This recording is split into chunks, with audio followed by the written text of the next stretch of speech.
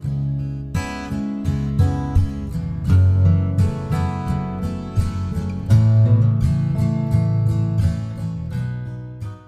welcome. I'm Jim Herkert, Executive Director of the Illinois Audubon Society, and today I'm visiting again with Glenn Kruse, who recently completed a 301-mile walk from his home in Rochester, Illinois, to the former weekend retreat of famed conservationist Aldo Leopold, located near Berba, Wisconsin. So welcome, Glenn.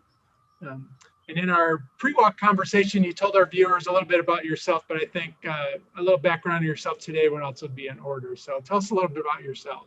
Well, very briefly, I mean, I'm a lifelong Illinoisan, and my entire adult career was spent working for various natural resource agencies in Illinois, including the Illinois Natural History Survey, the Illinois Endangered Species Board, and the Illinois Department of Natural Resources, which was earlier the Department of Conservation.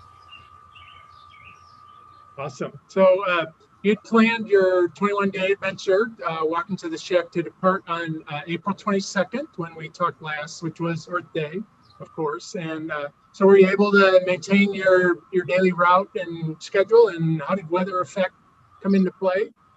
Well, it worked out amazingly close to my intended schedule. I mean, I was stopped early one day by rain and cold. I made about 10 miles that day. So next day was supposed to be a day off. I went and walked a few more miles. Otherwise, weather was really not a factor. There were a lot of cool mornings, but that's the way I like it. And I arrived at the shack approximately 1.5 hours earlier than I thought I would when I laid out my schedule. That's incredible. That's incredible. So your daily, would you like walk early in the morning? Would you take breaks, or like what was your daily routine like? I would start about 7:30 or 8 o'clock in the morning, depending largely on how long it took us to get from where we had spent the night to my starting point, and then walk nearly nonstop into the early afternoon. I mean, I would pause to take photos, pause when nature called, and just take a couple of short breaks along the way. But I was usually finished walking for the day by around 2 o'clock. Yeah. So your Facebook page titled "Walk to the Shack" provided excellent daily updates, of your progress, and your comments with the photos you posted offered lots of interesting tidbits, on your observations on both the natural and cultural resources that you were seeing along the way. So what impressed you, about each, both the natural and cultural resources as you made your trek? Well, I guess they all kind of crash up against each other. Yeah. The natural resources, I mean, it's incredible at that slow pace to see just how completely we have altered the landscape. I mean, I walked through areas where I didn't see a native plant for miles. And I walked through stretches of a mile or two, I didn't see a bird. Yeah. If there was a power line along the road, I'd see some red-winged blackbirds. But if there was no power line, I could walk a long time in silence. Yeah. I think I only saw about 6 raptors the entire walk. I did see 2 red-headed woodpeckers, which I have seen very few of in recent years. So that was nice to see. But and it's largely a factor of the route I took. I mean, I didn't try to go through natural areas or anything, but the alteration of the landscape is just astounding. Yeah. Yeah. And how about on the cultural side? Anything stand out around? Well, I ran into little tidbits of local history that I was certainly not aware of. Like the one I included a photo of was not that far from here, and it's a spot where a man landed his plane on the first trans-U.S. flight ever. Huh. There's a little commemorative sign outside, and I'm sorry, I forget which town right now, but little things like that you see along the way that you would never see if you were driving 55 miles an hour, because of just one little sign alongside a country road. Yeah, for sure. So interesting. So you had commented that you considered your walk a pilgrimage, in the sense of it being a journey to a place that's considered special, where you go to show respect. So what was it like when you took those last few steps and were able to sit on the bench in front of the shack? Well, it was very moving to actually turn the corner on the trail and see the shack for the first time on this trip. I had been there once before, many years ago, and even more so when the folks there at the Leopold Foundation were nice enough to just unlock the door to the shack and walk away and leave me to go inside by myself for a little while. And it was worth the trip. Yeah. Oh, that's awesome. 300 miles. I'm still 301 miles. I'm still trying to wrap my head around that. And as hard as that is to wrap your head around, I saw on Facebook that it was a pilgrimage of, let me get the number right, 635,712 steps. So how were your feet at the end of that trek? Well, my feet were fine. I'm not sure where that precise number came from. I estimated somewhere around 550,000 steps, but it's all estimates because your pace varies going uphill versus down and everything else. But between my phone and the navigation app I was using, it's somewhere in that range, 500, 600,000 steps, and it's just one at a time. That's all you can do. And I think we, in our earlier one, we had talked about, the shoes and everything. So all your special equipment and everything that you had to aid your walk all came in as hoped for? Well, I used 3 pairs of shoes, rotated, just so I'd have fairly fresh shoes every day. A lot of people have asked how many pairs of shoes I wore out. Well, they only did 100 miles each pair, so they're good. I'm still walking in those shoes. Yeah. And otherwise, the equipment was just a Camelback pack and a good supply of Dayton nut bars.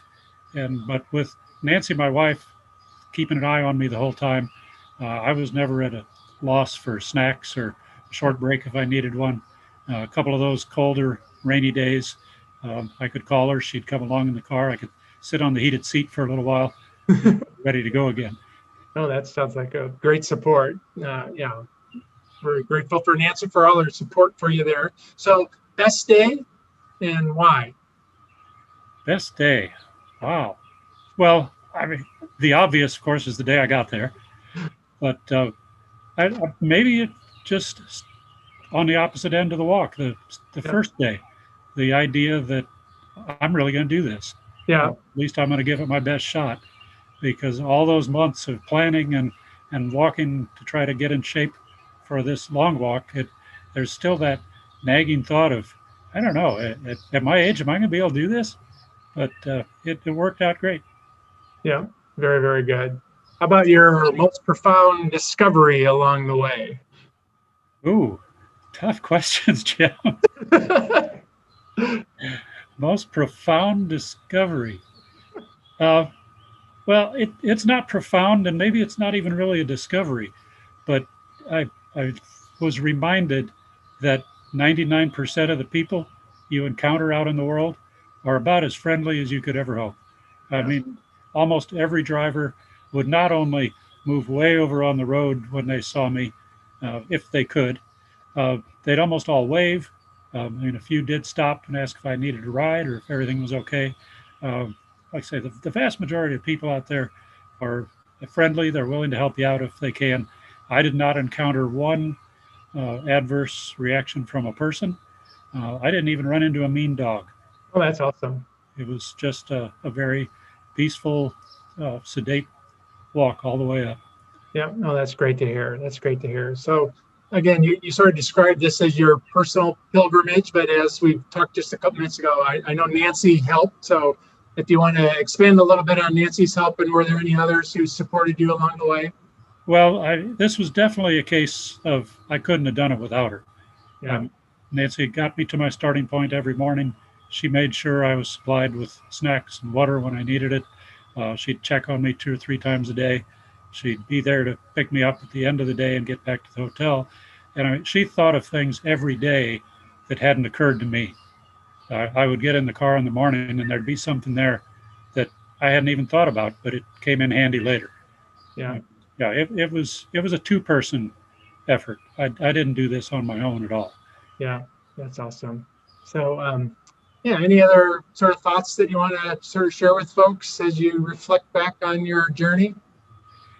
Well, I guess I'd kind of like to encourage people to go for it if they ever come up with what first sounds like a really screwy idea on something like this. If you make up your mind, you give yourself plenty of time to get ready, put a little time into planning, and have an excellent person to help you out the whole way, there's a whole lot of things you can get done.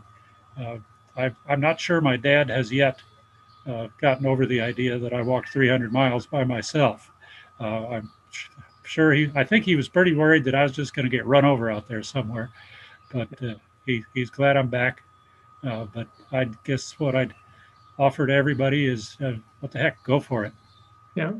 Well, it's an inspirational journey, and thank you, Glenn, for sharing your experience with us and for your support of the Illinois Audubon Society.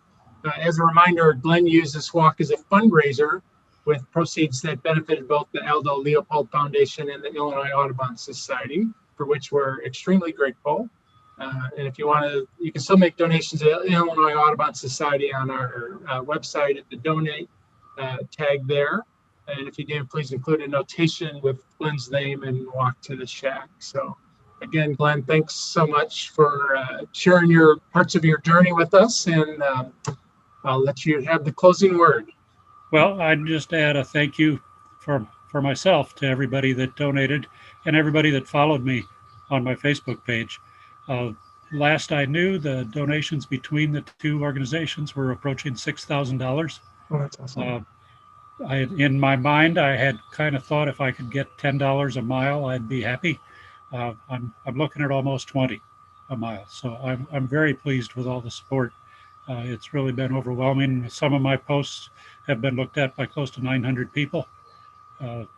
It's really good to know that there was that much support out there. Yeah. How many Walk to the Shack T-shirts are out running around on the streets now? I really don't know. But I do encounter a friend every now and then who's wearing theirs. Yeah.